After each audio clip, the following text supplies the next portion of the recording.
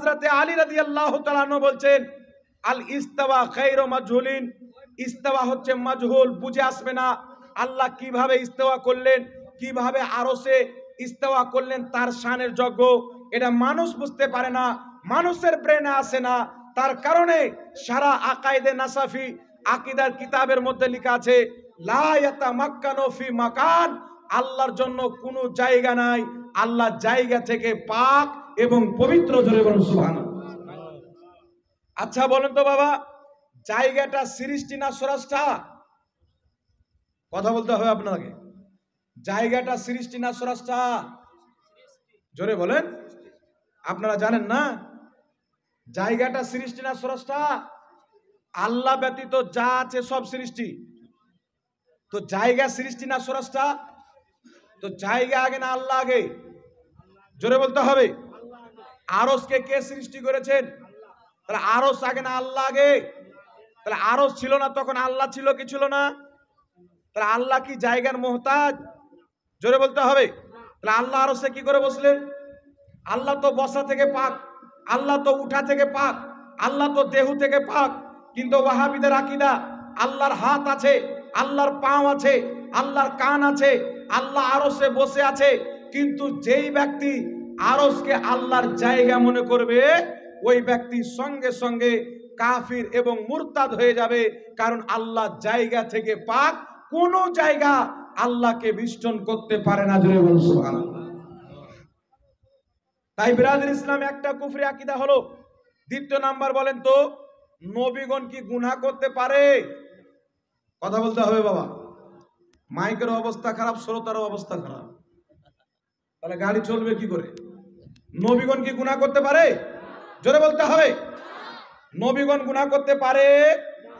আল আম্বিয়াও মাসুমুন, ইসলামের আকীদা হচ্ছে নবীগণ মাসুম, তাদের দ্বারা থেকে না ছোট গুনাহ হয় না বড় গুনাহ হয়। কথা বুঝেছে কিনা? এইবার চলে আসেন, সবচাইতে বড় গুনাহ কি? শিরিক। সবচাইতে বড় গুনাহ শিরিক। কেউ যদি বলে যে নবীগণ শিরিক করেছেন, ওর ঈমান থাকবে? জোরে বলেন, ও মুসলমান থাকবে? আহলে হাদিস দলের প্রতিষ্ঠাতা মুহাম্মদ বিন আব্দুল ওয়াহাব নজদি নিজের কিতাবুত তাওহীদের মধ্যে লিখছেন যে আদম আলাইহিস সালাতু ওয়াস সালাম শিরকে লিপ্ত হয়েছেন, তিনিও শিরিক করেছেন। বলো নাউজুবিল্লাহ। তো ইসলাম বলছেন যদি কোনো ব্যক্তি বলে যে নবীগণ গুনাহ করেছেন, ওই ব্যক্তি কাফির হয়ে যাবে। তাহলে ইবনে আব্দুল ওয়াহাব নজদি আদম আলাইহিস সালামের ব্যাপারে বলেছেন তিনি শিরিক করেছেন, অর্থাৎ সবচাইতে বড় পাপ করেছেন, গুনাহ করেছেন। এই কথা বলে মুহাম্মদ বিন আব্দুল ওয়াহাব নজদি কুফরি করেছেন এবং কুফরির অবস্থাতে মারা গেছেন। এই মুহাম্মদ বিন আব্দুল ওয়াহাব নজদিকে যারা ফলো করে, তার আকীদাকে যারা মানে, আজকে তাদের নাম হলো আহলে হাদিস। তাহলে কোনো কাফির ব্যক্তিকে কেউ যদি ফলো করে, ও মুসলমান থাকবে না কাফির হবে? জোরে বলতে হবে। ওর ঈমান বেঁচে থাকবে? তাই মুহাম্মদ বিন আব্দুল ওয়াহাব নজদির যত অনুসরণকারী আছে, নাম আহলে হাদিস দেখ, নাম লামাযহাবী দেখ, নাম সালাফি দেখ, যারা মুহাম্মদ বিন আব্দুল ওয়াহাব নজদিকে নিজের ইমাম মানে, নিজের মুজাদ্দিদ মানে, তারা কোনোদিন মুসলমান হতে পারে না। তারা হলো ইসলামের দুশমন। তাই এই ইসলামের দুশমন থেকে বাবা ঈমান বাঁচিয়ে রাখতে হবে। ঈমান বাঁচিয়ে রাখতে হবে। আপনার মসজিদকে ভাগ করবে, আপনার সমাজকে ভাগ করতে হবে। কোনো যুবক ব্যক্তি তারা যদি আপনার সামনে এসে কোনো হাদিস বলে, আপনার সামনে এসে কোনো ফতোয়া দেয়, আপনার সামনে কি বলছেন? এই লোকটা কি বলছেন? তা আমি তো মুখ ঘুরাবো, আপনি মাইক কেন ওরকম লাগাচ্ছেন?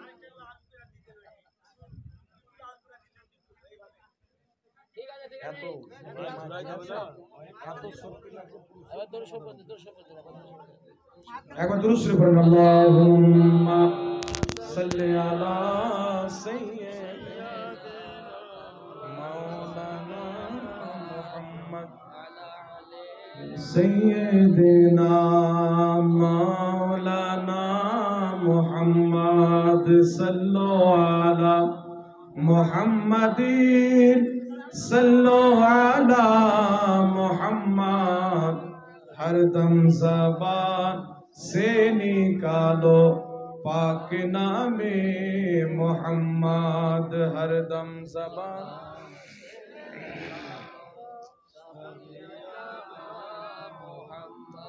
যাই হোক বিরাদর ইসলাম, একটু লক্ষ্য করে শুনবেন তো। মুহাম্মদ বিন আব্দুল ওয়াহাব নজদিকে যারা অনুসরণ করে, তার আকীদাকে যারা মানে, তারা আজকে বর্তমান জামানায় নিজেকে আহলে হাদিস বলে। কথা বুঝে এসছে? তাহলে যেই ব্যক্তি বলেছেন যে আদম নবী শিরিক করেছেন, ও জান্নাতে যাবে না জাহান্নামে যাবে? জোরে বলতে হবে। এটা নবী বনের গুস্তাখি কি গুস্তাখি না? এটা নবীকে অপমান করা হলো কি হলো না? শুধু তাই নয়, আজকে লামাযহাবির গুরু বলছে বাংলাদেশে তার বাড়ি কাজ্জাব বিন ইহুদি নাম।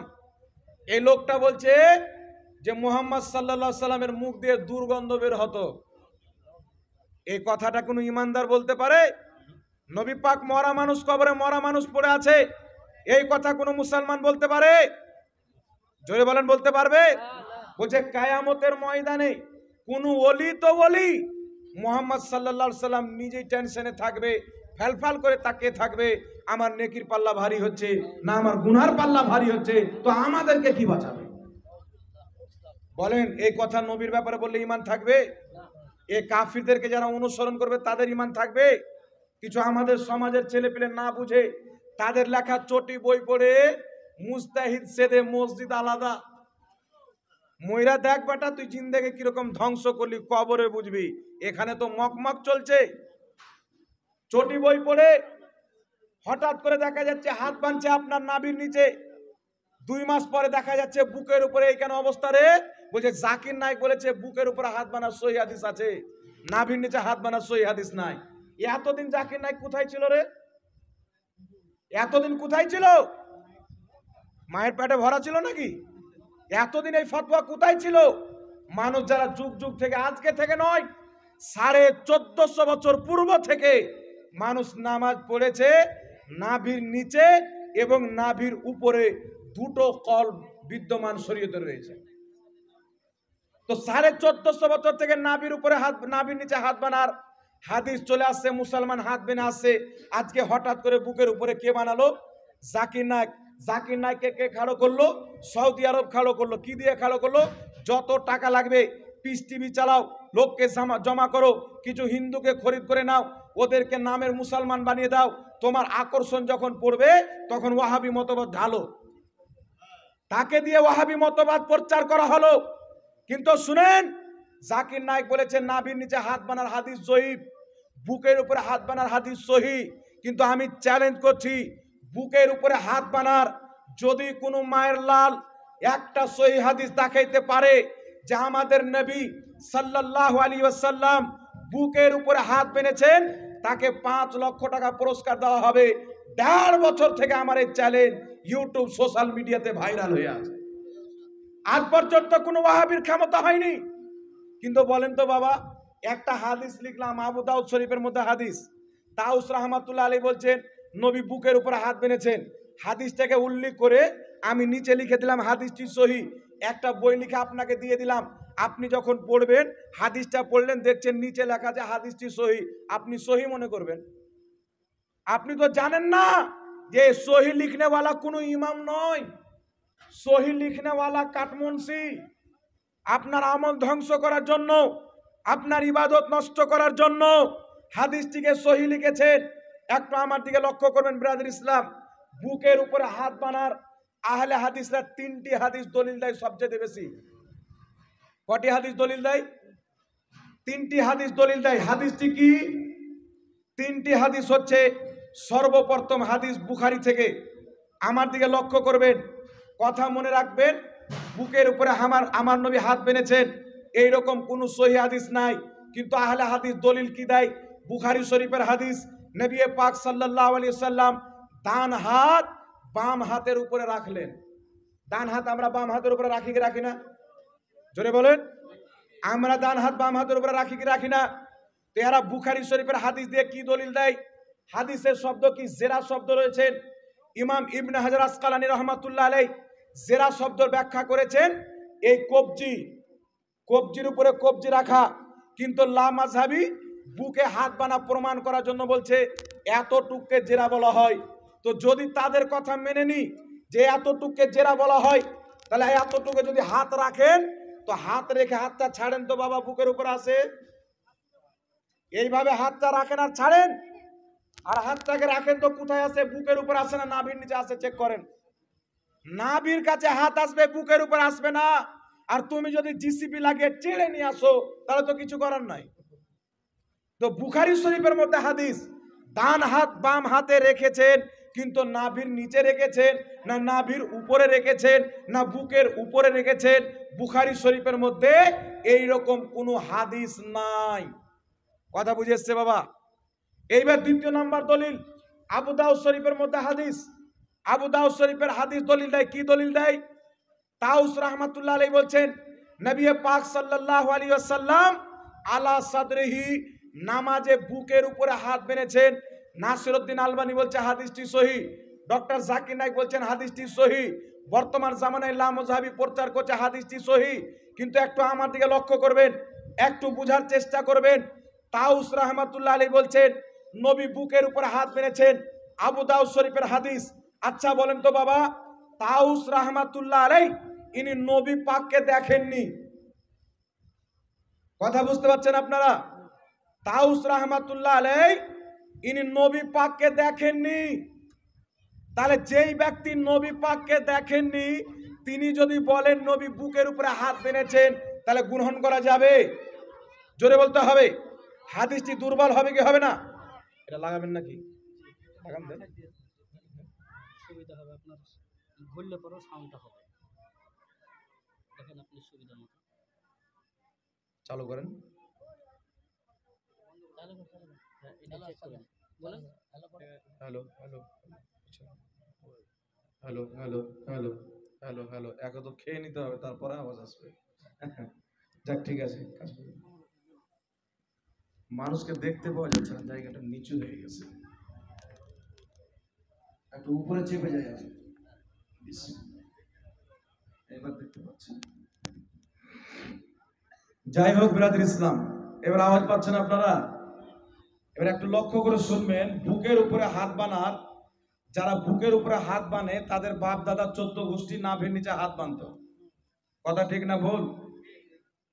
তো বুকের উপরে হাত বানার যে বুখারী শরীফের হাদিসটি দলিল দেয় যে নবী পাক সাল্লাল্লাহু আলাইহি সাল্লাম ডান হাত বাম হাতে রাখলেন। তো ডান হাত বাম হাতে রেখে আমার আপনার নবী নাভির নিচে রাখলেন না বুকের উপরে রাখলেন এই শব্দ কিন্তু উল্লেখ নাই। উল্লেখ আছে কি ডান হাত তিনি বাম হাতের উপরে রাখলেন, এটা। তাহলে বুখারী শরীফ থেকে বুকে হাত বানা প্রমাণ হয় না। কেউ যদি বুকে প্রমাণ করে ওই হাদিস দিয়ে আমরা নাভির নিচে প্রমাণ করব। এইভাবে নবী হাত রাখলেন, ও যদি বলে হাত রাখলেন অটোমেটিক বুকে চলে আসে, তাহলে আমরাও তো বলবো হাত রেখে ছেড়ে দাও অটোমেটিক নাভির নিচে চলে আসে। তাহলে এই হাদিস দিয়ে কোথায় হাত বেঁধেছেন স্পষ্টভাবে প্রমাণ হয় না। দ্বিতীয় নাম্বার, আবু দাউদ শরীফের মধ্যে একটি হাদিস, দুটি হাদিস আছে। হযরতে আলী রাদিয়াল্লাহু তাআলা আনহু বলেন সুন্নাত হলো ডান হাতকে বাম হাতে রেখে নাভির নিচে বানা, এটা সুন্নাত, কিন্তু হাদিসটি জয়ীফ। তারপরে তাউস রাহমাতুল্লাহ আলাইহি বলেন নবী পাক সাল্লাল্লাহু আলাইহি সাল্লাম ফি সলাতি আলা সাদরিহি, বুকের উপরে হাত বেঁধেছেন। তো তাউস রাহমাতুল্লাহ আলাইহি ইনি হচ্ছেন তাবেঈ। তাবেঈ কাকে বলে? যিনি সাহাবীকে দেখেছেন কিন্তু নবী পাককে দেখেননি, তিনাকে বলা হয় তাবেঈ। আর সাহাবী কাকে বলে? যিনি নবী পাককে দেখেছেন।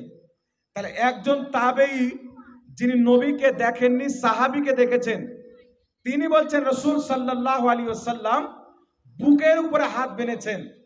তো একজন তাবেঈ যখন ডাইরেক্ট নবীর কথা বলবেন, মাঝখানে কোনো সাহাবী থাকবে না, ওই হাদিসকে বলা হয় মুরসাল হাদিস। কি হাদিস বলা হয়? ওই হাদিসকে বলা হয় মুরসাল হাদিস।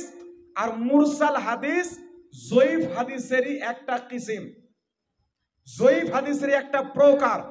সুতরাং আবু দাউদ শরীফের হাদিসটি কিয়ামতের সকাল পর্যন্ত কেউ সহিহ প্রমাণ করতে পারবে না। দ্বিতীয় নাম্বার, আবু দাউদ শরীফের হাদিসের মধ্যে একজন বর্ণনাকারী রয়েছেন সুলাইমান বিন মুসা। ইমাম ইবনে হাজার আসকালানী রাহমাতুল্লাহ আলাইহি তাহযিবুত তাহযিবের মধ্যে লিখেছেন ক্বাল আল বুখারী ইনদাহু মানাকির। ইমাম বুখারী রাহমাতুল্লাহ আলাইহি বলছেন সুলাইমান বিন মুসা হচ্ছে মুনকারুল হাদিস। ইমাম জাহাবি রহমাতুল্লাহ আলাইহি নিজের কিতাব তাহজিবুল কামালের মধ্যে লিখেছেন যে সুলেমান বিন মুসা হচ্ছে দুর্বল বর্ণনাকারী। সুতরাং আবু দাউদ শরীফের বুকের উপরে হাত বানার হাদিসটি মুরসাল হওয়ার কারণে এক জয়ীফ, দ্বিতীয় নাম্বার সুলেমান বিন মুসা দুর্বল বর্ণনাকারী থাকার কারণে জয়ীফ। তো দুই দিক থেকে জয়ীফ। তো এটাকে শুধু জয়ীফ বলা যাবে না, জয়ীফুন জিদ্দা, অতিরিক্ত জয়ীফ, মানে একেবারে দুর্বল, মানে পাটকাঠির খাম্বা, বুঝতে পারছেন? বাঁশের খাম্বাও নয়, পাথরের খাম্বা তো দূরে থাক, বাঁশের খাম্বাও নয়, পাটকাঠির খাম্বা, মানে একটা বাচ্চা গিয়ে ভেঙে দিতে পারে। তাহলে আবু দাউদ শরীফের হাদিসকে আলবানী সহি বলে হাদিসের নামে মিথ্যাচার করেছেন, জাকির নায়েক সাহেব সহি বলে হাদিসের নামে মিথ্যাচার করেছেন। আজকে যারা হাদিসটিকে সহি বলে বা সহি মনে করে তারা হাদিসের নামে মিথ্যাচার করেছেন। আর জয়ীফ হাদিসকে জেনে শুনে সহি বলা, এটা হচ্ছে সবচাইতে জঘন্যতম বিদআত। তো বিদাতি কারা হলো? যারা বুকের উপরে হাত বানায় তারা না বিদাতি হলো? তৃতীয় নম্বর দলিল চলে আসেন সহিহ ইবনে খুজাইমার মধ্যে হাদিস, নবী পাক সাল্লাল্লাহু আলাইহি ওয়াসাল্লাম বুকের উপরে হাত বেঁধেছেন। কিন্তু সহিহ ইবনে খুজাইমার যে হাদিসটিকে তারা সহি বলে পেশ করে, ওই হাদিসের মধ্যে একজন বর্ণনাকারী রয়েছেন যিনার নাম হলো মুআম্মিল বিন ইসমাইল। ওই হাদিসের বর্ণনাকারী মুআম্মিল বিন ইসমাইল তিনার ব্যাপারে ইমাম বুখারী তিনাকে সহিহ বর্ণনাকারী বলেছেন, ইমাম সাহাবী দুর্বল বর্ণনাকারী বলেছেন, ইমাম মুনজিরি দুর্বল বর্ণনাকারী বলেছেন। সুতরাং সহিহ ইবনে খুজাইমার হাদিসটিকেও একাধিক ইমাম, আমার জানা মতে 5 জন ইমামের তাহকিকের নিকটে হাদিসটি জয়ীফ। তাই বুকের উপরে আমার নবী হাত বেঁধেছেন এই মর্মে কোনো সহিহ হাদিস নাই। আমি আল্লাহর কসম খেয়ে বলছি, আমি বলে পালিয়ে যাই না, আমি বলে চলে যাই না। আমার নাম্বার ইউটিউবে পাবেন, আমার নাম্বার ফেসবুকে পাবেন।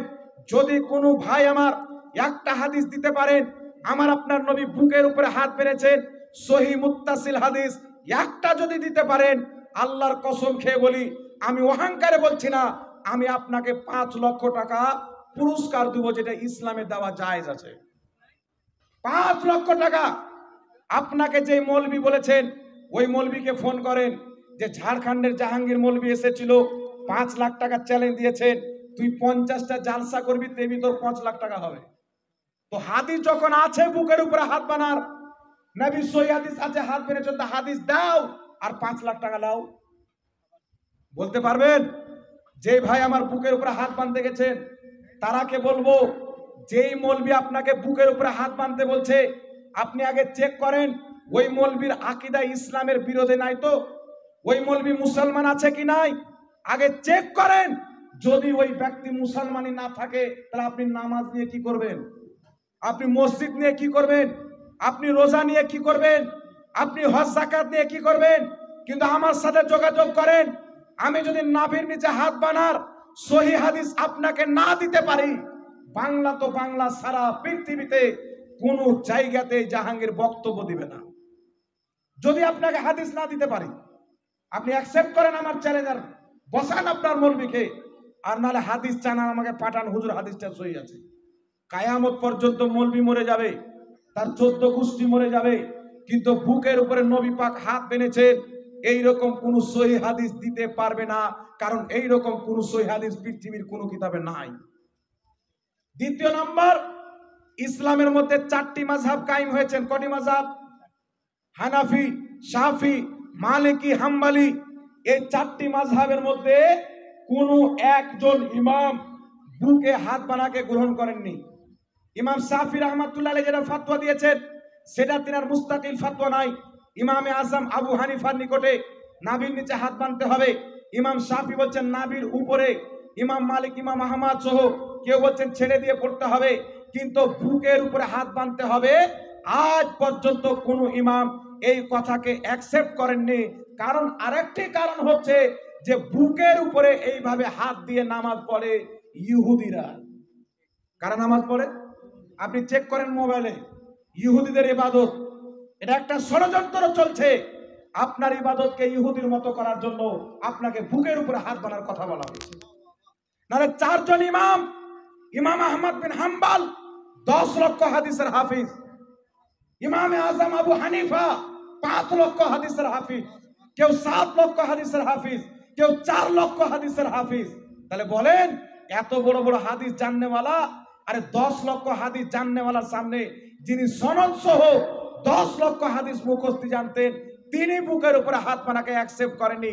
আজকের গাঁজা খানেওয়ালা যে বাবার কালে মাদ্রাসা যায়নি, ও বলছে বুকের উপরে হাত বাঁধতে হবে, আর আপনি তার মুকাল্লিদ হয়ে গেলেন। বলছে আবু হানিফার মাযহাব মানা যাবে না। আরে জাহিলের মুকাল্লিদ আপনি মাযহাব মেনে নিলেন। মাযহাব মানা কাকে বলে? আপনি আমার ফতোয়া মানলেন মানে আমার মাযহাব মানলেন। তো আবু হানিফার ফতোয়া মানা যদি নাজায়েজ হয়, তো আপনার বাপ জাকির নায়েক কোথায় পড়েছেন? ও তো সূরা ফাতিহা শুদ্ধ করতে পারে না। আর আপনাকে বললে হয়তো খারাপ লাগবে, জাকির নায়েক এত লোককে মুসলমান করছে। ওই একজন আমাকে বলছে ভারতে 50,000 লোককে মুসলমান করেছে। আমি বললাম 5টা লোক দেখাও, 5টা লোক দেখাও।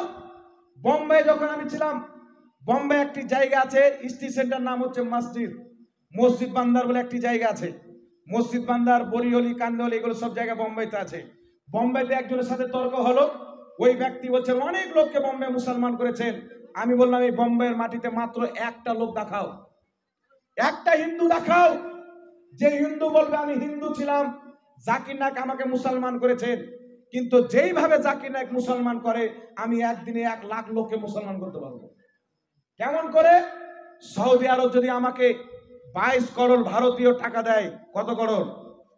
ভারতের 22 কোটি টাকা যদি সৌদি আরব আমাকে দেয়, তাহলে ওই টাকা নিয়ে আমি কি করব? 100 লাখে 1 কোটি হয় না, কি বলেন? 100 লাখে 1 কোটি।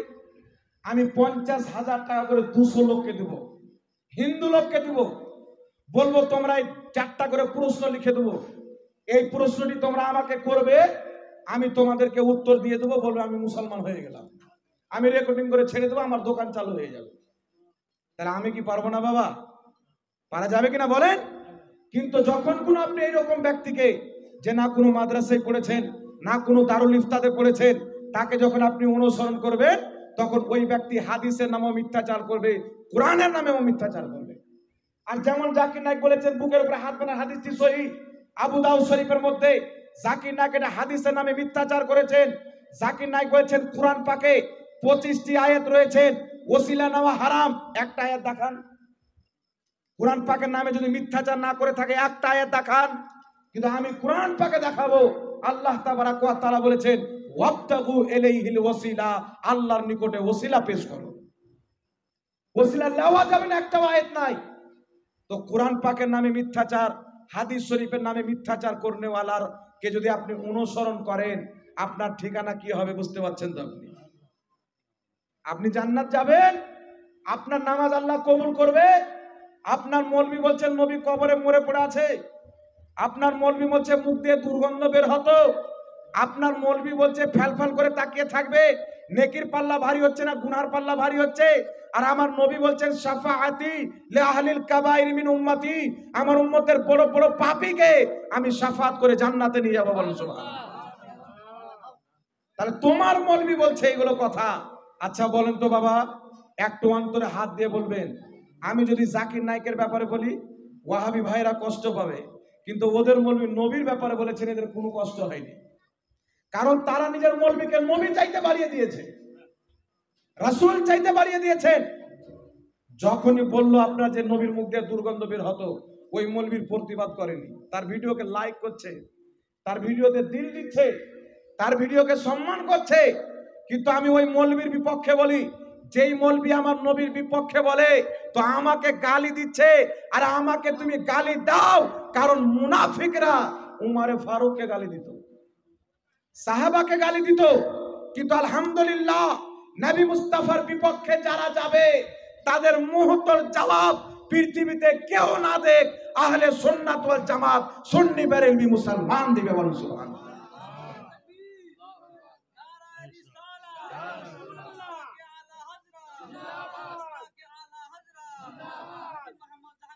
এবার শুনেন মিলাদ ইসলাম, তাহলে বুকের উপরে হাত বানার যেগুলো দলিল মাযহাবিরা দেয়, ভিত্তিহীন, সবটাই দুর্বল এবং জয়ীফ।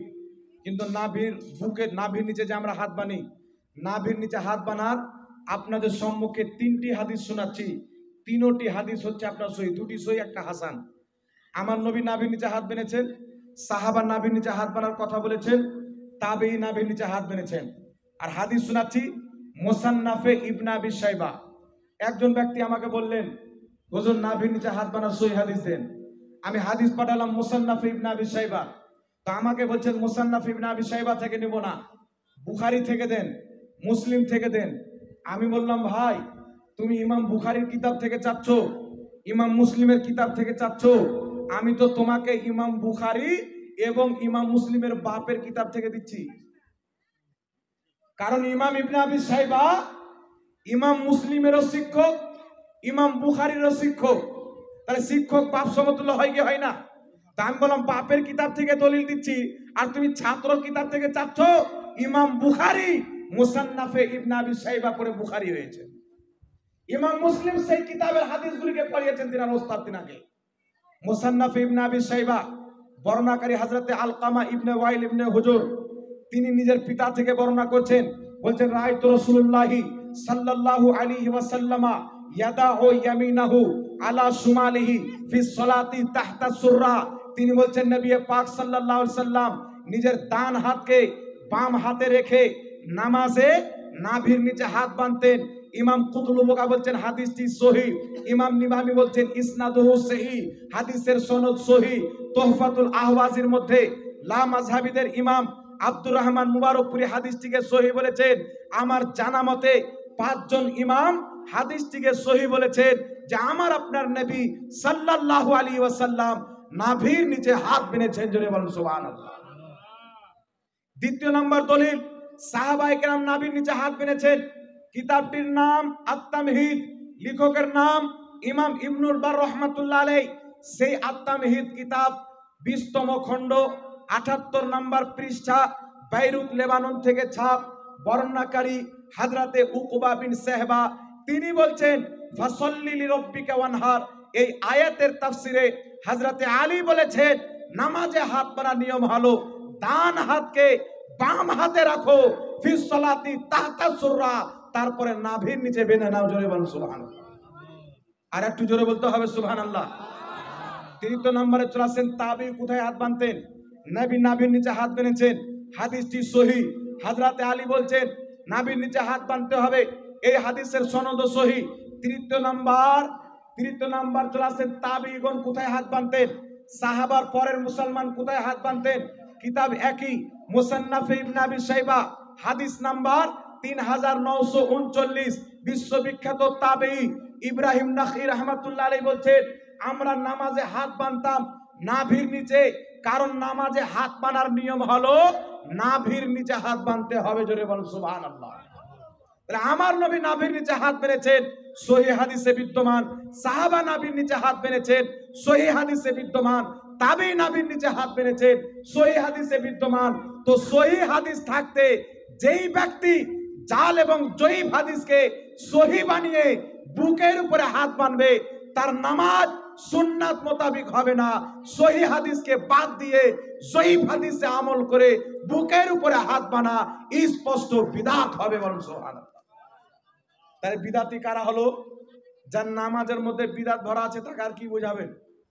যার নামাজের মধ্যে বিদআত ভরা আছে তাকে কি বলবেন? আর তারা মানুষকে বোঝায় যে নামাজের নিয়ত করা বিদআত। বলে কি বলে না? নামাজের নিয়ত করা বিদআত, কিন্তু নামাজের নিয়ত করা হাদিস দ্বারা প্রমাণিত। নামাজের নিয়ত করা ফুকাহায়ে কেরাম বলেছেন মুস্তাহাব।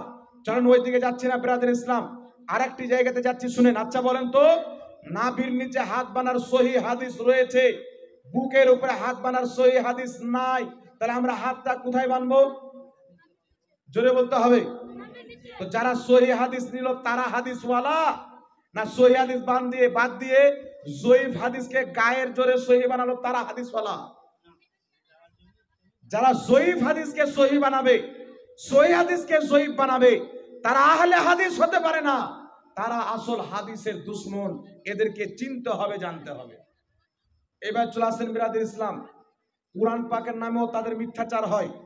কুরআন পাকের নামে মিথ্যাচার, শুধু হাদিস নয়, আহলে হাদিস না কুরআনের ইজ্জত তাদের অন্তরে আছে, না হাদিসের ইজ্জত আছে। না তারা কুরআনকে মানে, না তারা হাদিসকে মানে। তারা নিজের মন মোতাবিক কোরআন হাদিসকে খাটাতে চায়। আপনি বলবেন এটা কি করে বলতে পারেন? শুনেন, তারা কোরআন পাকের নামে মিথ্যাচার করে। কি করে মিথ্যাচার করে? আল্লাহ তাবারাক ওয়া তাআলার কোরআন বিনা উজুতে ছোঁয়া যাবে? জোরে বলেন, ছোঁয়া যাবে?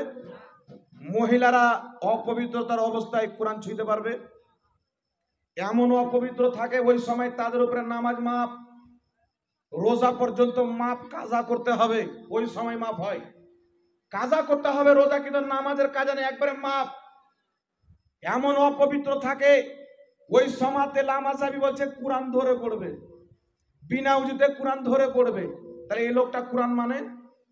আল্লাহ পাক বলছেন লা ইয়ামাসসুহু ইল্লাল মুতাহহারুন, অপবিত্র ব্যক্তি, বিনা উজুওয়ালা ব্যক্তি আমার কোরআন ছুঁইতে পারে না। বলেন সুবহানাল্লাহ। আরে গাঁজাখোর গাঁজা ফতোয়া দিচ্ছে কি বিনা উজুতে কোরআন ধরে পড়ো। অপবিত্রতার অবস্থায় মহিলারা ঋতুবতী অবস্থায় কোরআন ধরে পড়বে, একেবারে নবী মুস্তাফার হাদিসেরও খেলাফ, আল্লাহর কোরআনেরও খেলাফ। তাহলে যেই ব্যক্তি কোরআনের খেলাফ ফতোয়া দিবে, হাদিসের খেলাফ ফতোয়া দিবে, তারা হাদিস কোরআন মানে? আচ্ছা বলেন তো, কোনো মহিলার যদি বাচ্চা হয়, বাচ্চাটাকে দুধ কতদিন পান করানো যাবে? জোরে বলতে হবে।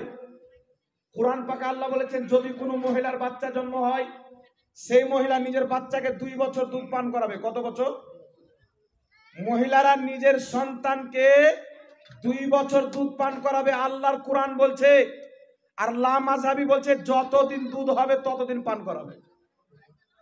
মানে কাজ্জাবিন ইহুদির মায়ের যদি এখন দুধ হয় তো পান করবে, বুঝতে পারছেন?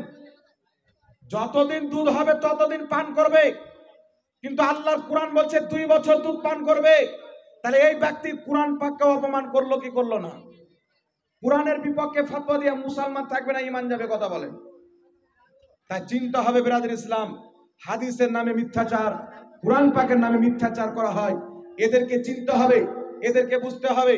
আরেকটি মাসলা আপনাদের সম্মুখে ক্লিয়ার করি, একটু আমাদের লক্ষ্য করবেন বাবা। আচ্ছা বলেন তো, ইমামের পিছনে আমরা সূরা ফাতিহা পড়ি, একটু আমার দিকে তাকান।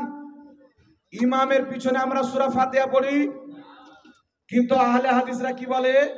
যে ব্যক্তি ইমামের পিছনে সূরা ফাতিহা পড়ে না তাদের নামাজ হয় না, বলে কি বলে না? কিন্তু এটা আমার নবীর হাদিস নয়। আমার নবীর হাদিস কি? যেই ব্যক্তি সূরা ফাতিহা পড়লো না তার নামাজ হলো না।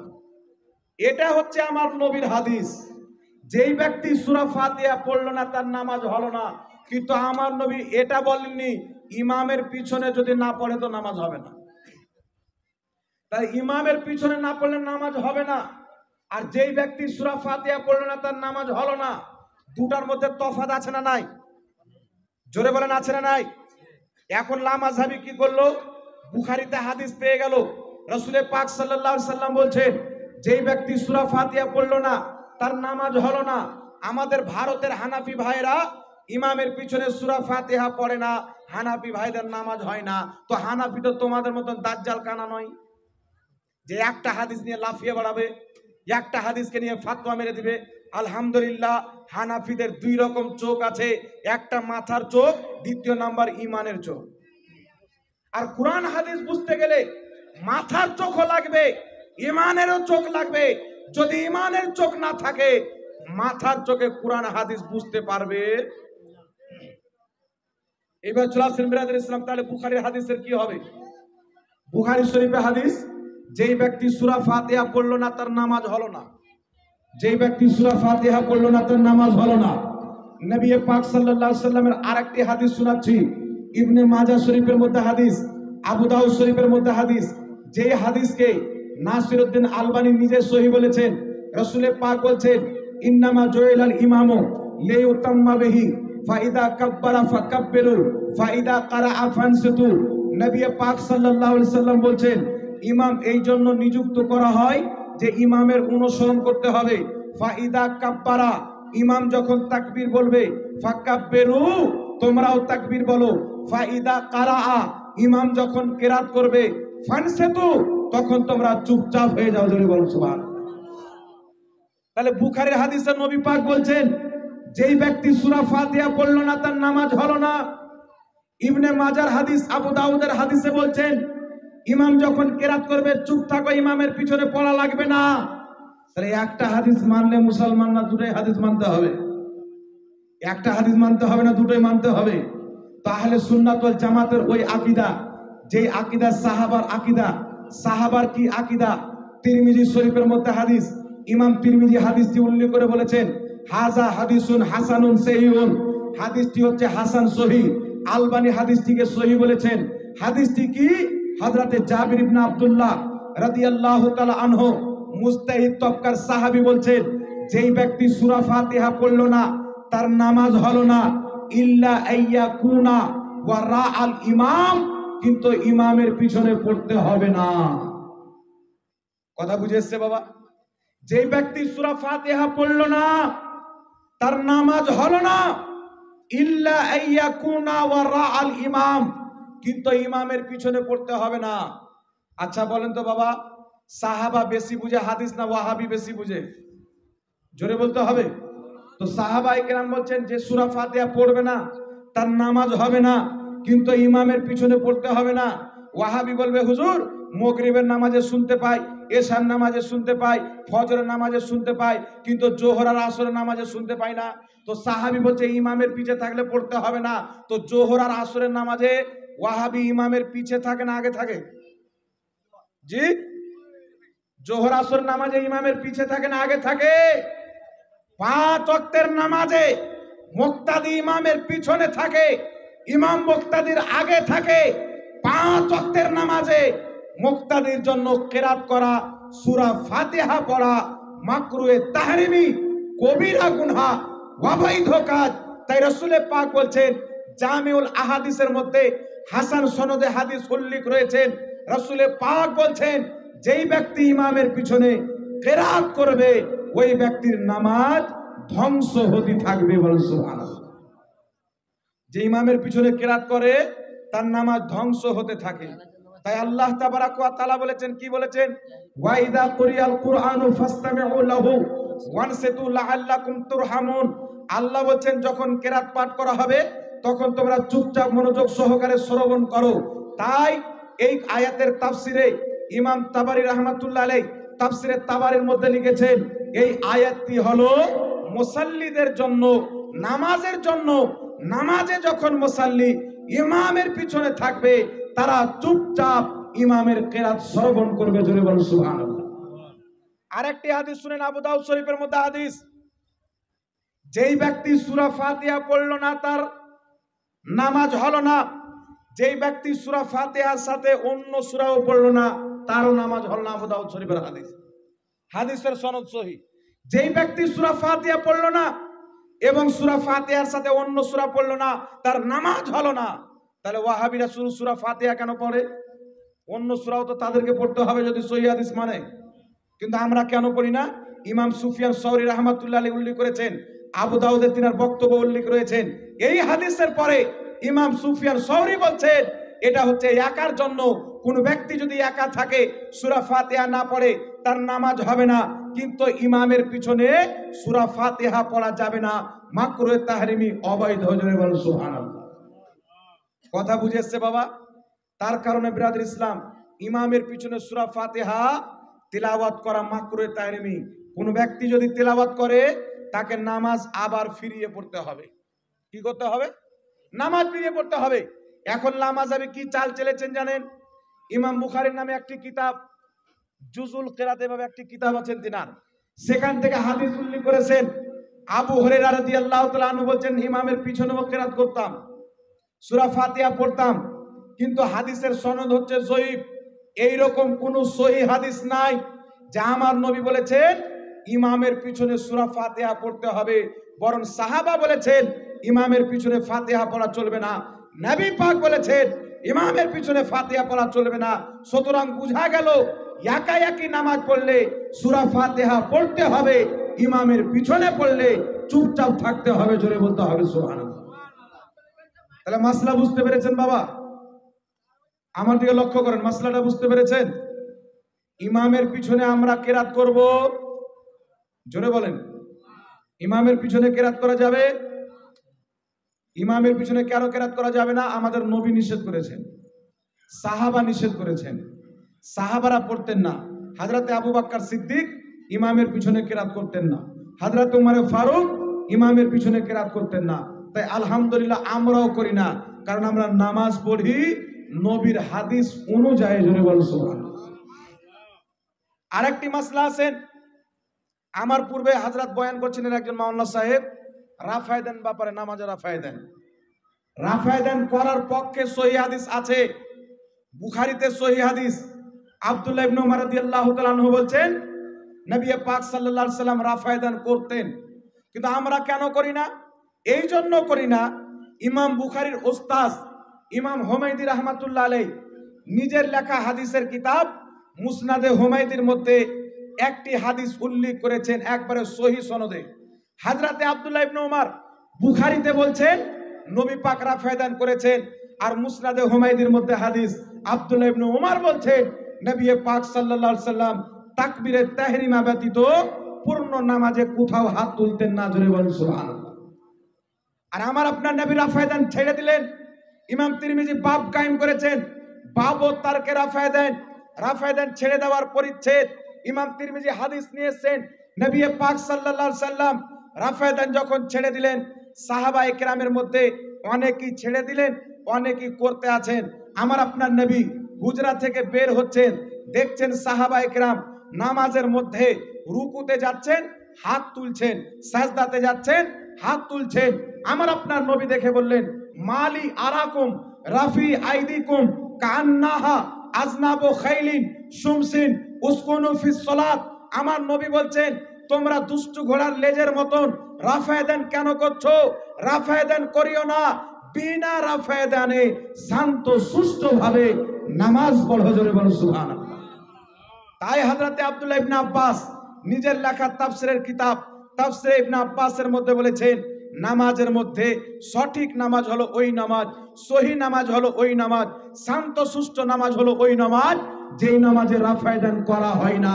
তাহলে বুঝা গেল সাহাবায়ে কেরামের মতে যদি আসল নামাজ থাকে ওই নামাজ হলো হানাফিদের নামাজ। জোরে বলুন সুবহানাল্লাহ। এই বিষয়ে আরো অনেক দলিল দেওয়া যেতে পারে। আবু বকর সিদ্দিক রাদিয়াল্লাহু তাআলা আনহু রাফায়ে দেন করতেন না, হযরত উমর ফারুক রাদিয়াল্লাহু তাআলা আনহু রাফায়ে দেন করতেন না। বিস্তারিত যদি কাউরির জানার ইচ্ছা থাকে আমার মোবাইল নম্বরে যোগাযোগ করবেন, ইনশাআল্লাহ আপনাকে হাদিস পাঠিয়ে দেওয়া হবে। কোনো সমস্যা নাই, কোনো টেনশন নাই, কোনো অসুবিধা নাই ইনশাআল্লাহ। কথা বুঝে শিখাসনি বাবা? এখানে কয়েকটি হাদিস দিয়ে দলিল দিচ্ছি, আর রাফায়ে দেনের ব্যাপারে দুটি হাদিস বললাম। রাফায়ে দেন করা যাবে না এই ব্যাপারে, কারণ আমার পূর্বে উলামায়ে কেরাম বয়ান করে দিয়েছেন। আরেকটা মাসআলা হচ্ছে ফরজ নামাজের পরে দোয়া। এখন ওয়াহাবি বেরিয়েছে আবার দোয়া তো এর চুলকানি হয়। জি, আপনাদের মুর্শিদাবাদ পড়ে তো এটা নাকি? বীরভূম না মুর্শিদাবাদ? আপনাদের মুর্শিদাবাদে জলঙ্গিতে একটা গ্রাম আছে জলঙ্গি বলে, ওই জলঙ্গিতে একটা বিমল দাসের বেটা বেরিয়েছে, নামও তো দেখবেন, সিস্টার বেরিয়েছে একটা সিস্টার। এ বলছে আল্লাহর নবী সাল্লাল্লাহু আলাইহি সাল্লাম ফরজ নামাজের পরে দোয়া করেছেন, তবে হাত তুলে দোয়া করেনি।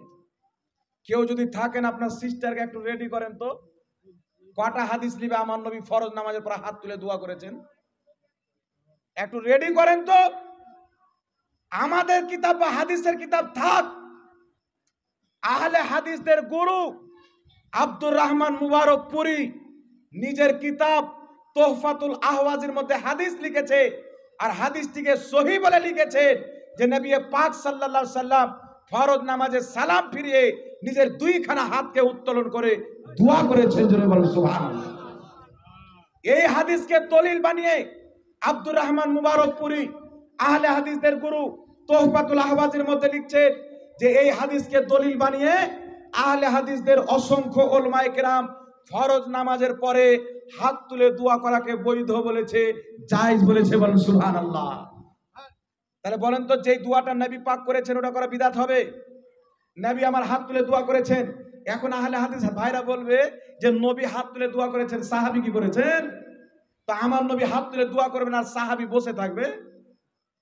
জি, আমার নবী হাত তুলে দোয়া করবে আর সাহাবী বসে থাকবে, এটা হতে পারে? আমার নবী হাত তুলেছেন তো সাহাবার হাত নিচে কি করে? সাহাবা অবশ্যই হাত তুলেছেন। আর যদি পেট না ভরে আরেকটি দলিল দিচ্ছি, নিয়ে নাও। আল বেদায়া ওয়ান নিহায়া, ইবনে তাহমিয়া আহলে হাদিসদের সবচাইতে বড় গুরু, ইবনে তাহমিয়ার ছাত্র ইবনে কাসির নিজের কিতাব আল বেদায়া ওয়ান নিহায়ার মধ্যে সনদ সহ হাদিস উল্লেখ করেছেন। আহলে হাদিসদের দাওয়া হলো আমাদের ইমামরা জয়ীফ হাদিস গ্রহণ করে না, তাহলে তোমাদের ইমাম ইবনে কাসির আল বেদায়া ওয়ান নিহায়াতে হাদিস উল্লেখ করেছেন, তোমাদের ফতোয়া অনুযায়ী সহি হাদিসই হবে নাকি বলেন? কারণ তোমাদের ইমাম জয়ীফ হাদিস লেখে না। ইবনে কাসির কি লিখছেন? হযরতে আলা বিন হাজরামি রাদিয়াল্লাহু তাআলা আনহু একটি মরুভূমি এলাকাতে রাত্রি কাটালেন, ফজরের নামাজ পড়তে উঠেছেন, দেখছেন তিনাদের সাওয়ারিগুলি, তিনাদের উটগুলি খুঁজে পাওয়া যায় না। তখন নামাজে দাঁড়ালেন, ফজরের ফরজ নামাজ আদায় করলেন। ফরজ নামাজ আদায় করার পর হযরতে আলা বিন হাজরামি নিজের দুইখানা হাতকে উত্তোলন করে দোয়া করতে আরম্ভ করলেন। তিনি যখন দোয়া করতে লাগলেন, তিনাকে দেখে তিনার পিছনে যত সাহাবী ছিলেন মুক্তাদি হয়ে সবাই নিজের হাতকে উত্তোলন করলেন। আলা বিন হাজরামি দোয়া করতেছিলেন, বাকি সমস্ত সাহাবী আমিন বলতেছিলেন। দোয়া করতে করতে সূর্য বেরিয়ে আসলো। আল্লাহ তাদের দোয়া কবুল করে তাদের হারানো উটগুলি, হারানো সাওয়ারিগুলি ফিরিয়ে দিল। জোরে বলুন সুবহানাল্লাহ। শত শত সাহাবী ফরজ নামাজের পরে হাত তুলে দোয়া করছেন সম্মিলিতভাবে। কোন সাহাবী বলছেন না বিদআত, আর আহলে হাদিস বেরিয়েছে বলছে বিদআত। কোন আহলে হাদিস এতটুক মায়ের দুধ পান করেনি যে ফরজ নামাজের পরে সম্মিলিত দোয়াকে বিদআত প্রমাণ করবে। হিম্মত নাই। যদি হিম্মত থাকে আমাদের সাথে বসাও। বিষয় হবে ফরজ নামাজের পরে দোয়া করা সুন্নি মাযহাবের মৌলবি জায়েজ, ওয়াহাবি মতবাদের মৌলবি নাজায়েজ। তোমরা নাজায়েজ প্রমাণ করবে, আমরা জায়েজ প্রমাণ করব। আর কিয়ামত তো আসতে পারে কিন্তু নাজায়েজ প্রমাণ করতে পারে না। কারণ যেই কাজটা সাহাবা করেছেন ওটা কোনোদিন নাজায়েজ হবে না। সাহাবায়ে কিরামের করা কাজ, এটাই হচ্ছে ইসলাম। জোরে বলুন সুবহানাল্লাহ। তাহলে সাহাবী রাসূল ফরজ নামাজের পরে সম্মিলিত দোয়া করেছেন, তো করা যাবে কি যাবে না বাবা? সাহাবী শরীয়ত বেশি বুঝে না ওয়াহাবী শরীয়ত বেশি বুঝে? তাই একটা কথা ব্রেনে বসিয়ে নেবেন, অন্তরের খাতাতে লিখে নেবেন। ওয়াহাবী যেইগুলো মসলা বয়ান করে 100টার মধ্যে 99টা ফতোয়া তাদের বাপের বাড়ি থেকে বয়ান করে, সাহাবার ফতোয়া বয়ান করে না, শরীয়তের ফতোয়া বয়ান করে না। তাদের একাধিক ফতোয়া নবী বিরোধী ফতোয়া, কুরআন বিরোধী ফতোয়া, সাহাবী বিরোধী ফতোয়া। কারণ আমার আপনার নবী বলেছেন, রাসূলে পাক বলেছেন, তোমরা তোমাদের উটে গরুতে 7 ভাগে কুরবানি দাও। ইবনে মাজাতে সহিহ হাদিস। কিন্তু কাজ্জাব বিন ইহুদি বলছে 7 ভাগে কুরবানি দেওয়া যাবে না। তাহলে নবী বিরোধী ফতোয়া হলো কি হলো না? একটু জোরে বলেন। নবী বিরোধী ফতোয়া হলো কি হলো না? মুজামুল কাবির লি তাবরানির মধ্যে হাদিস, যেই হাদিসকে 7 জন ইমাম সহিহ বলেছেন। রাসূল করিম সাল্লাল্লাহু আলাইহি সাল্লাম ঈদের নামাজ আদায় করলেন, বেশি 6 তাকবীর দিলেন। 6 তাকবীর ঈদের নামাজ আদায় করলেন। কিন্তু ওয়াহাবী বলছেন কি 6 তাকবীর ঈদের নামাজ কোনো জাল হাদিসে নাই, কোনো সহিহ হাদিসে নাই, কোনো হাসান হাদিসে নাই, কোনো জয়ীফ হাদিসে নাই, কোনো বাজে হাদিসও নাই। কিন্তু আমার নবীর সহিহ হাদিস 6 তাকবীরের নামাজ পড়েছেন। আর আমার জানা মতে 20 খানা হাদিস রয়েছেন যে 6 তাকবীর ঈদের নামাজ মুহাম্মদুর রাসূলুল্লাহ, আবু বকর সিদ্দিক, উমারে ফারুক, উসমানে গনি 6 তাকবীরে ঈদের নামাজ পড়েছেন। জোরে বলতে হবে সুবহানাল্লাহ। তাহলে যেই ব্যক্তি বলছে জাল হাদিসও নাই, ওর ঈমান আছে বাবা? জি, ওর ঈমান নাই। তাই এদের মধ্যে অধিক অংশ ব্যক্তি হচ্ছে বেঈমান। আর বেঈমান যদি থাকে তাহলে ফাতোয়া আমি দিলাম কি আর বললাম কি, ওর কোনো পারওয়া হবে? ওর কোনো পারওয়া হবে না। সুতরাং ফাতোয়া ইমানদারের কাছে নিতে হবে যারা আল্লাহ আল্লাহ রসুলকে ভয় করে। আল্লাহর ভয় যদি না থাকে, দুনিয়াদার যদি থাকে, আপনার ইমানকে ধ্বংস করে দিবে। তাই আমার আপনার নবী বলেছেন কিয়ামতের পূর্বে আল্লাহ তাবারাক ওয়া তাআলা ইলমকে উঠিয়ে নেবেন। এইভাবে না যে ইলমই শেষ হয়ে যাবে, বড় বড় আলিম ইন্তিকাল করবে আর মুসলমান ব্যক্তিরা, মানব জাতিরা জাহিল ব্যক্তিকে ধর্মের লিডার মনে করে মেনে নেবে।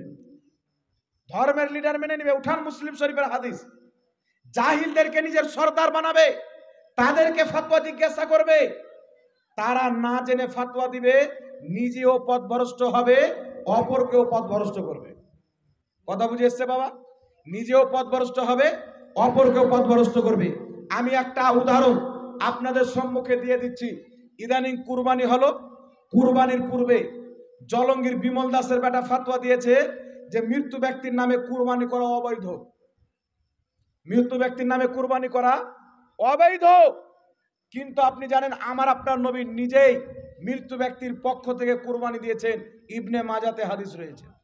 হযরতে আলী মৃত্যু ব্যক্তির নামে কুরবানি দিয়েছেন, সহিহ হাদিসের মধ্যে রয়েছে।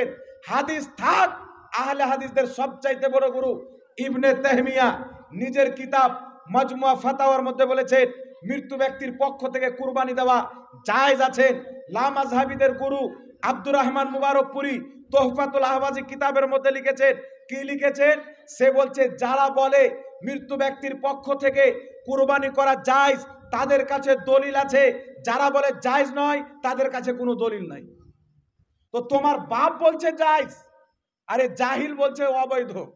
তাহলে এই জাহিলদেরকে যারা অনুসরণ করে এদের তো ভবিষ্যৎবাণী আমার নবী করেছেন, পথভ্রষ্ট নিজে থাকবে, অপরকেও পথভ্রষ্ট করবে। কথা বুঝে এসছে বাবা? এইবার চলে আসেন বিরাদর ইসলাম আপনাদের সম্মুখে, আর আমি দুটি হাদিস শোনাবো।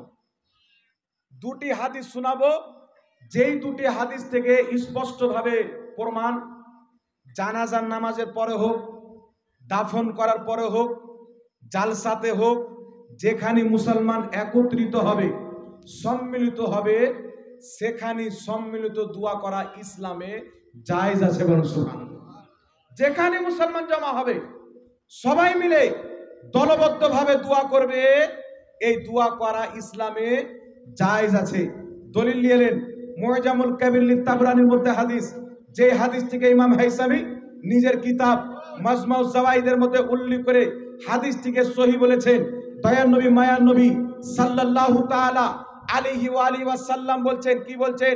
যেখানে মুসলমান একত্রিত হয়ে সবাই মিলে নিজের হাতকে উত্তোলন করে আল্লাহর কাছে দোয়া করে, আল্লাহ তাদের দোয়া কারেন্টের মতন কবুল করে নেয়। বলুন সুবহানাল্লাহ। হাকিম আল মুস্তাদরাক আলা সাহিহাইনের মধ্যে হাদিস, রাসূল করিম সাল্লাল্লাহু আলাইহি সাল্লাম বলছেন যেখানে মুসলমান দলবদ্ধভাবে নিজের হাতকে উত্তোলন করে সবাই মিলে দোয়া করবে, একজন ব্যক্তি দোয়া করবে, বাকি সবাই আমিন বলবে, আল্লাহর কাছে তারা যা চাইবে আমার আল্লাহ তাদেরকে তাই দিবে। নবী বলছেন যেখানে মুসলমান দলবদ্ধভাবে হাত তুলে দোয়া করবে, একজন দোয়া করবে, বাকি সবাই আমিন বলবে, আল্লাহ তাদের দোয়া করবে। যেখানে মুসলমান দোয়া করো। আর জাহিল বেরিয়েছে বলছে নামাজের পর চলবে না, জানাজার পর চলবে না, দাফনের পর চলবে না। কিন্তু শুনেন আমার আপনার নবীর হাদিস বলছেন যেখানে তোমরা জমা হবে হাত তুলে সম্মিলিতভাবে দোয়া করবে, আল্লাহ তোমাদের দোয়া কারেন্টের মতো কবুল করে নেবে। জোরে বলো সুবহানাল্লাহ।